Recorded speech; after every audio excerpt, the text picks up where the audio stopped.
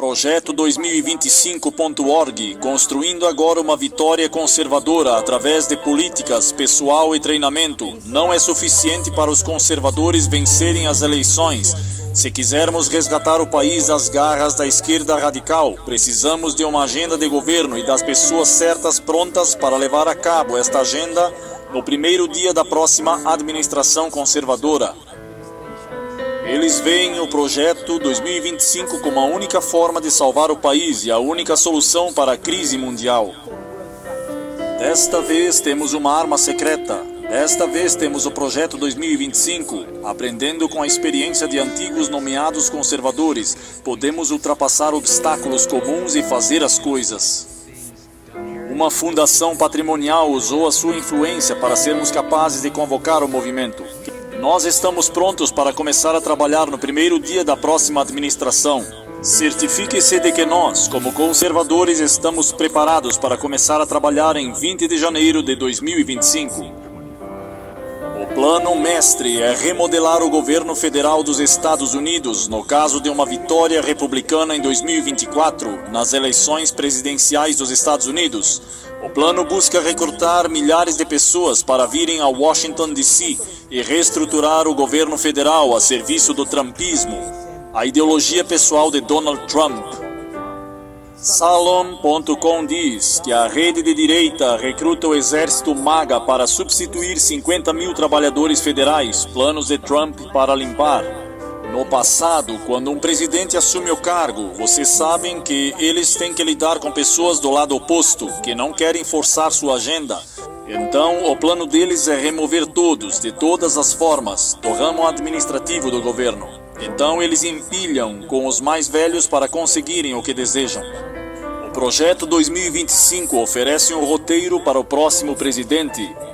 AssociatePressNews.com diz que grupos conservadores traçam um plano para desmantelar o governo dos Estados Unidos e substituí-lo pela visão de Trump. Com mais de um ano pela frente antes das eleições de 2024, uma constelação de organizações conservadoras prepararam-se para um possível segundo mandato na Casa Branca de Donald Trump, recrutando milhares de americanos para virem a Washington numa missão de desmantelar o governo federal e substituí-lo pela visão mais próxima da sua. TheGuardian.com diz que o Projeto 2025 planeja desmantelar a política climática dos Estados Unidos para o próximo presidente republicano. Eles decidiram que aqui está a agenda para o próximo presidente republicano. Agora todos estão pensando que é provável que se torne Donald Trump. Mas mesmo que não seja, se for DeSantis ou Vivek Ramaswamy, eles têm um plano para começar a trabalhar e realizar seus objetivos políticos muito rapidamente. O segundo republicano que for eleito nos primeiros 180 dias, eles podem ir lá e limpar a casa. Então o Projeto 2025, este projeto sinistro e assustador, estará em pleno andamento. Uma amálgama de grupos de reflexão de direita deixaram de lado suas diferenças. Eles se reuniram e lançaram um documento de 920 páginas. E nesse documento eles expuseram todos os planos avançando. Aqui está o mandato para a liderança do documento, a promessa conservadora. I seriously, and there's no argument against it. Oh, the Constitution says this. It's like the Constitution is invalid. Yes, the point of Christian nationalism, my goal, is to break American democracy. Here would be my solution. Elect a dictator, suspend the laws, dismiss the legislature, and the dictator taxes the people and uses the money to build a giant wall and uses the money to raise an army that is personally loyal to him. People need to be tried, convicted, and executed for treason. The greatest example of love is to kill those traitors so others learn never to do it. We need to hold people for treason, start having some public hearings, and start executing people who are found guilty for their treasonous acts against the Constitution of the United States of America, just like they did back in 1776. There should be military tribunals taking place right now, and people should be arrested for high treason that's been committed at the highest levels of government. Well, personally, I think a firing squad would just be great. Just put them all there, stick them up against a wall, and take them out. What does a modern-day militia look like? Because if you're like me, you see these godless commies, and you're like, I want to shoot them in the face. But because you're like me, and you're a law-abiding patriot, you're not going to do that because that's illegal. Or is it? If for any reason the President of the United States feels that it's not getting done the way it should, and decides to put out the tweet that says, my fellow Americans, my fellow 2A loving Americans, it's time to take up arms against it. You are all in under an hour. We will then collect the power needed to silence, destroy, and imprison our political opposition. Um pouquinho aqui, olha, não interessa se o cara roubou, se o cara matou, se o cara mentiu, não interessa, ele quem manda. Isso é o que o profeta está dizendo aqui, olha, é infalível. Não interessa, mas nós temos provas, nós temos evidências. Você mesmo falou, você não interessa. E não importa o que alguém diga, ele é o infalível, ele é o vigário de Deus, só isso, ele é o próximo depois de Deus. Ele tem a jurisdição sobre o inferno, céu e purgatório. Estão vendo? Então não tem nada o que se fazer neste caso. O que ele disser, aquilo vai ter que suceder. O que é isto? Um papa. Agora os protestantes... Presta atenção, tá preparado? Agora os protestantes estão fazendo para si um cabeça igual a este. O mesmo. A Bíblia não diz que havia uma imagem feita para a besta? O que é uma imagem? É algo parecido, feito parecido. Aí está a mesma coisa. O que é isto? Ao eles se unirem, os protestantes, né? E o novo Papa for apresentado aos Estados Unidos e posto lá de acordo com a profecia, então eles formarão uma imagem semelhante à besta. E vou lhes dizer, a verdadeira igreja de Deus se ajuntará, não é? E aí ele vai falando aqui, ele diz, vai aparecer um Papa lá nos Estados Unidos, vai. Já tivemos aí preliminar, como ele disse, preliminar, uma demonstraçãozinha como que vai ser. Sabe o que nós estamos vendo aqui? É profecia de que vai aparecer, sabe o que neste país? Uma ditadura. Fica vendo, já tivemos as doses aí. Alguém que já tinha ficado lá atrás.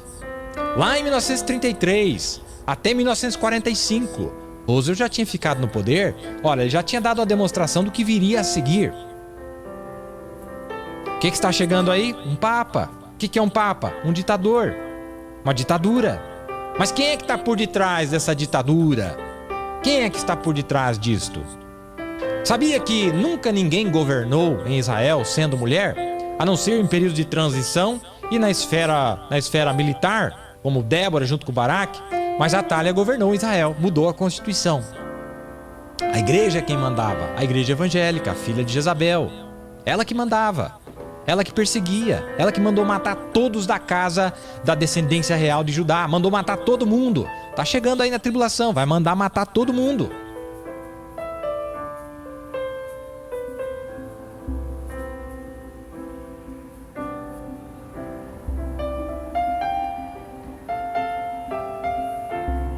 For the January 6th committee, a crucial question. What exactly was our commander-in-chief doing during the hours of violence? Today, we address precisely that issue, and I now recognize the gentlewoman from Virginia. From the time when President Trump ended his speech until the moment when he finally told the mob to go home, a span of 187 minutes, more than 3 hours.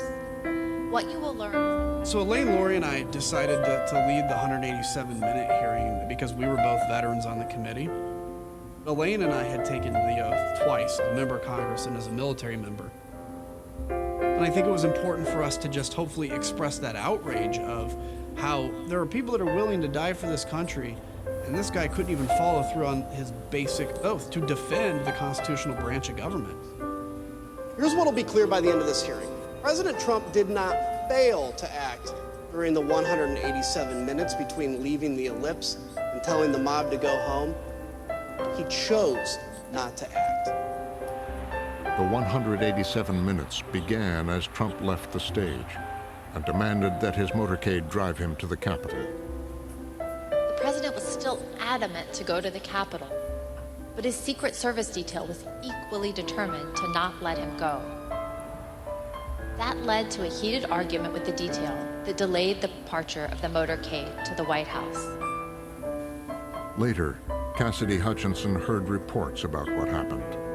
So once the president had gotten into the vehicle with Bobby Engel, who's the head of Mr. Trump's security detail, he thought that they were going up to the Capitol, and when Bobby had relayed to him, "We're not, we don't have the assets to do it, it's not secure, we're going back to the West Wing," the president had a very strong, a very angry response to that. The president said something to the effect of, "I'm the effing president, take me up to the Capitol now." To which Bobby responded, "Sir, we have to go back to the West Wing."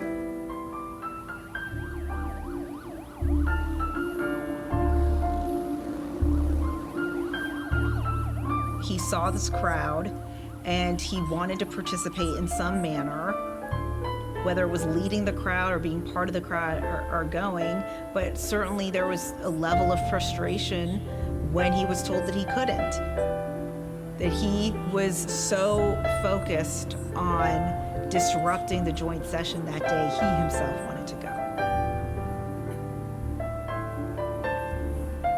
When he couldn't go to the Capitol with the crowd, the president returned to the White House.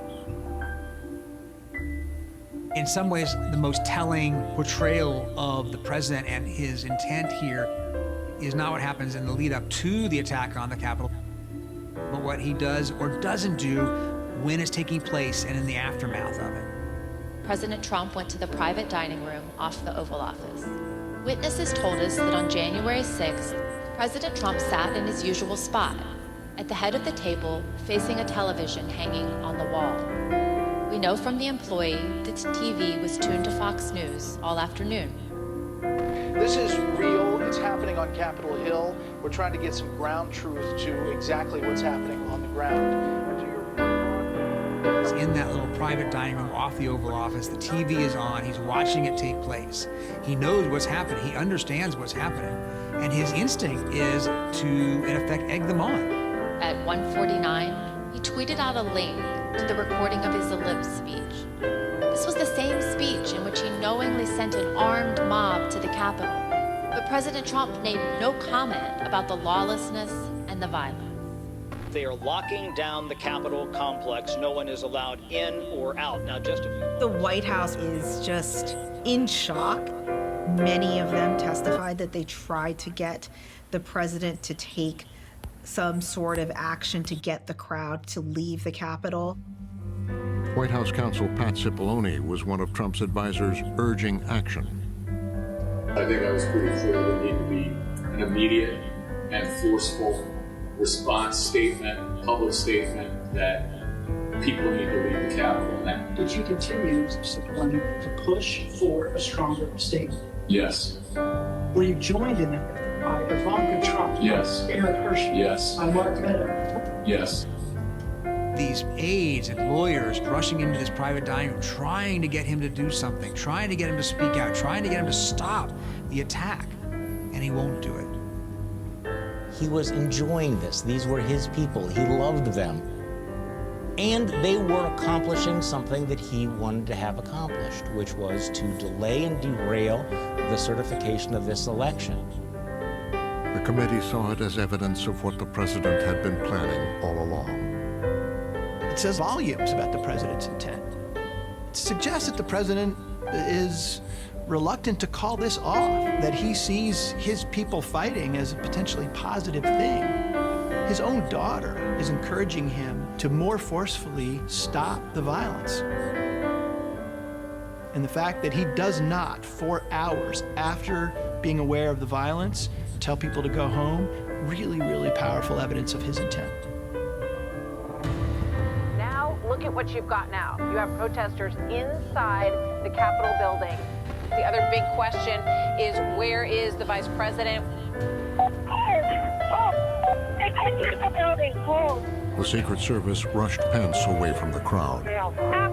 If we lose any more time, we may lose the ability to leave.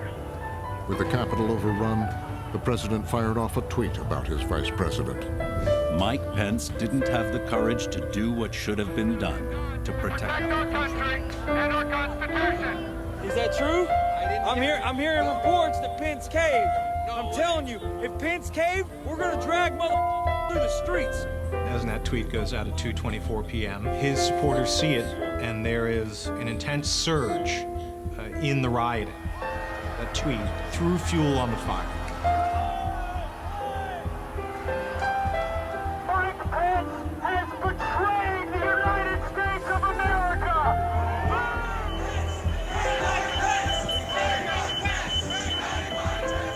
The mob goes down there to the Capitol and chants, "Hang Mike Pence." And they actually build a gallows out in front of the Capitol. I mean, they meant it. I can only imagine what Mike Pence must have thought when the full weight of the betrayal must have become so palpable for him, when he must have thought, it has come to this, that the one moment as vice president where I have stood on principle, I am being treated as the enemy, and they've come for me, and the president is attacking me. Not only is he not calling to say, "Are you okay?" He's egging it on. It is an amazing moment. At the White House, Pat Cipollone was growing concerned for the vice president. I remember Pat saying, "Mark, we need to do something more. They're literally calling for the vice president to be effing hung." And Mark had responded something to the effect of, "You heard him, Pat. He thinks Mike deserves it. He doesn't think they're doing anything wrong."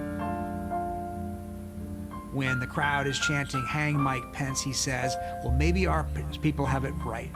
Maybe Mike deserves it. Donald Trump embraced the whirlwind on January 6th.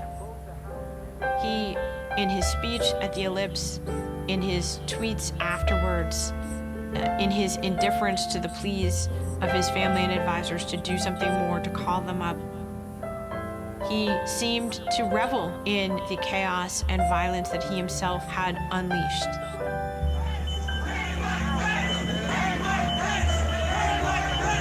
Copy. Clear, we're coming out now. All right, make a way.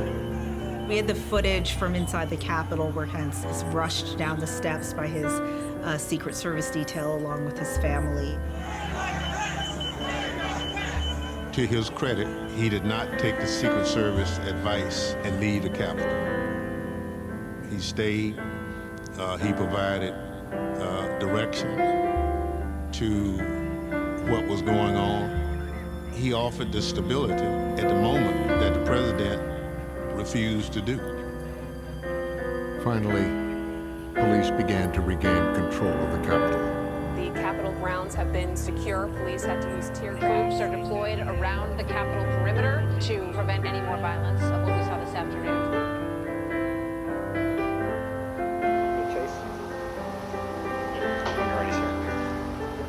President Trump finally gave in and went out to the Rose Garden at 4:03. You tell me when you're ready, sir. For 187 minutes, he was sitting there watching the news, wondering if his people would win, until he saw that law enforcement had turned the tide. And only when law enforcement turned the tide did he then begrudgingly try to cover his backside and look like he was against the violence in the first place. Who's behind me? He's gone around. We're all clear now. I know your pain. I know you're hurt. We had a election, you said. I know your pain. I know you're hurt. We had an election that was stolen from us. It was a landslide election, and everyone knows it, especially the other side. But you have to go home now. We have to have peace. We have to have... When he ultimately issues his video, this isn't a guy who is apologetic for any of this. This isn't somebody who says, oops, this has gone awry, this has gone too far. Quite the opposite. So go home. We love you. You're very special. I know how you feel. But go home and go home in peace. We love you, you are special. These are people that have assaulted the U.S. Capitol building, have attacked Capitol police officers, are trying to stop the proceedings of Congress. And Trump does tell them to go home, but then immediately adds, we love you, you are special.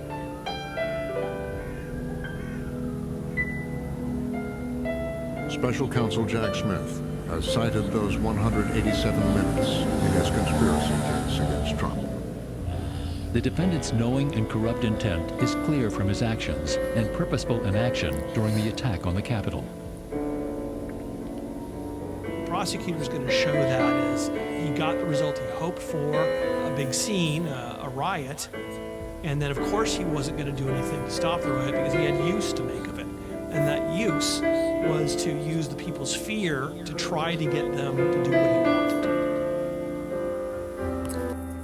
Pessoal, estarei trazendo mais informações, por isso eu peço, clica no sininho para ser avisado, se inscreva no canal, deixa um joinha, compartilha o vídeo e não esqueça de deixar um Deus abençoe para este canal, pois estamos vivendo nos tempos finais. Shalom.